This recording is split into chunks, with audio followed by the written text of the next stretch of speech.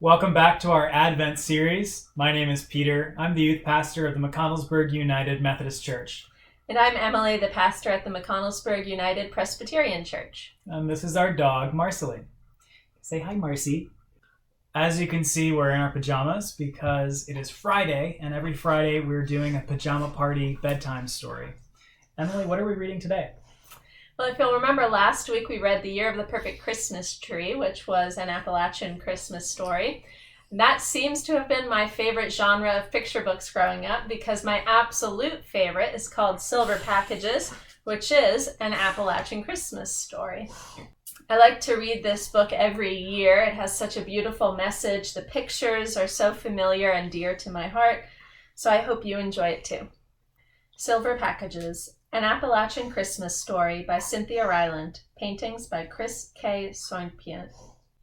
A train comes through Appalachia every year at Christmas time, and though it doesn't have antlers, nor does the man standing on its rear platform have a long white beard, it may as well be Santa Claus and his sleigh for all the excitement it stirs up.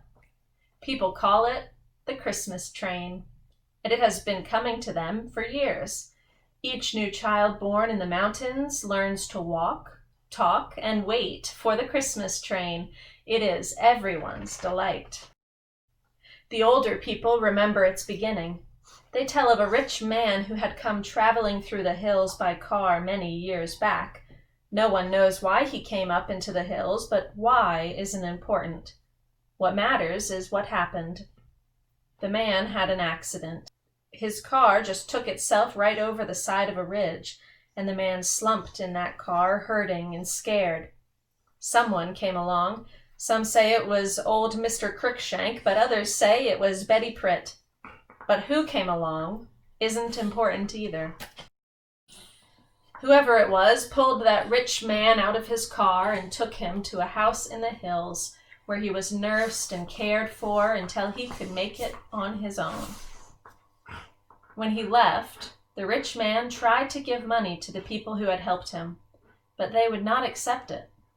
So that rich man left the mountains feeling he owed a great debt, and for the remaining years of his life, he has been repaying this debt from the caboose of a Christmas train he brings into the hills each December. On the 23rd, everybody knows it, the train will slowly wind up and around the mountains, and on the platform of its caboose will stand the rich man in a blue wool coat. He will toss a sparkling silver package into the hands of each child who waits beside the tracks, and for some, it will be the only present they receive. So the train is awfully important. One year, a boy named Frankie stands beside those tracks and waits for the Christmas train. It is very cold, and a lot of snow has come down the night before. Frankie's shoes are thin and his feet hurt badly from the cold, but he is determined to wait, even if his feet and all the rest of him become ice. Now this particular boy wants a particular present. Not just any present tossed from the back of that train, a particular present, a doctor kit. He's been waiting for it beside the tracks. The train comes through finally, noisy and steaming and scary. It is so big, but everyone loves to see it, and they cheer and clap, and some of the mothers even weep to see it coming. Frankie stands there at the tracks, praying for a doctor kit, till he sees the caboose slowly coming up. And when it is just past his nose, he shouts and waves and runs after the train, his icy feet aching. From the rear platform, the rich man in the wool coat sees him. "Merry Christmas," he calls, and he tosses into Frankie's hands a sparkling silver package. Frankie stops running. He is out of breath, so he can't yell a thank you. He can only hold tight to this gift and wave to the man and the train disappearing into the mountains. Frankie carries his package home and puts his own name on it and sets it under the family Christmas tree. On Christmas morning, he opens it. It isn't a doctor kit. It's a cowboy holster set and 3 pairs of thick red socks. Frankie looks at his mother and father and brothers and sisters and tries not to cry. He wears the socks all winter and plays with the cowboy set all year, but he dreams of a doctor kit. The next Christmas, Frankie waits again in the cold for the Christmas train. The socks still fit him, so his feet are warm, but his fingers are cold and hurting. He waits at the tracks and prays for a doctor kit. The train comes, the rich man tosses the silver package. And on Christmas morning, Frankie opens it. No.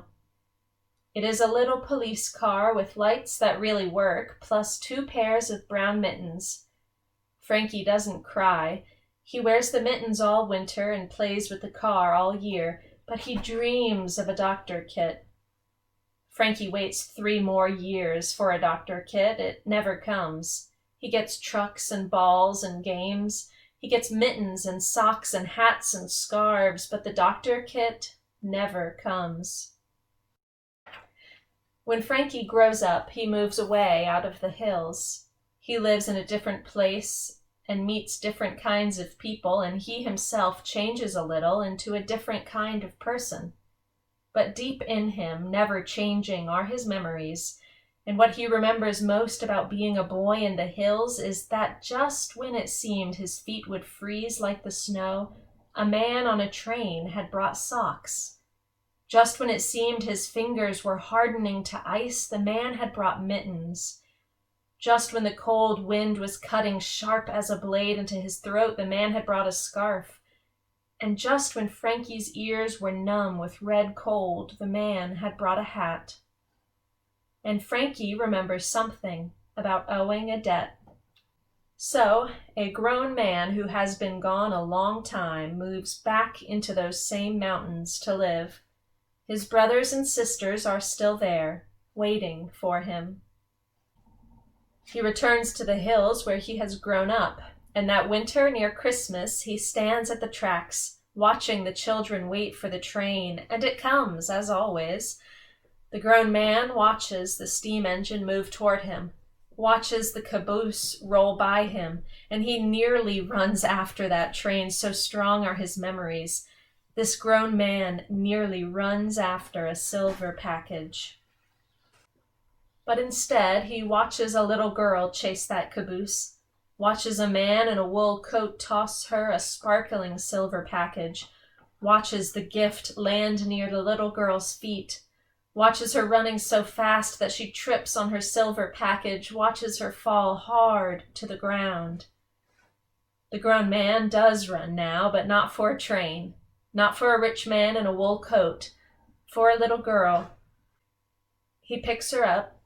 He wipes away her tears with the scarf from around his neck. He smiles at her. "It's okay, little one," he says easily. The train is disappearing into the trees. He had meant to wave to the rich man, but there wasn't time. He picks up the silver package and puts it into the little girl's arms. "You'll be all right," he tells her. "I'll make sure." He pulls open his kit to look for a Band-Aid. "Name's Frank," he smiles. "I'm a doctor." Thank you for reading that, Emily. I really enjoyed that. I hope you all did too. Until next time, we'll see you later. Bye. Bye. It's Banks' dog. You looking for the cat? She's right there. She looked. Okay. Welcome back to our Advent series. My name is Peter. I'm the youth pastor of the McConnellsburg United Methodist Church. And I'm Emily, the pastor of the McConnellsburg United. "You'll be all right," he tells her. "I'll make sure." He pulls open his kit to look for a Band-Aid. "Name's Frank," he smiles. "I'm a doctor." I couldn't stop smiling. He pulls open his kit to look for a Band-Aid. "Name's Frank."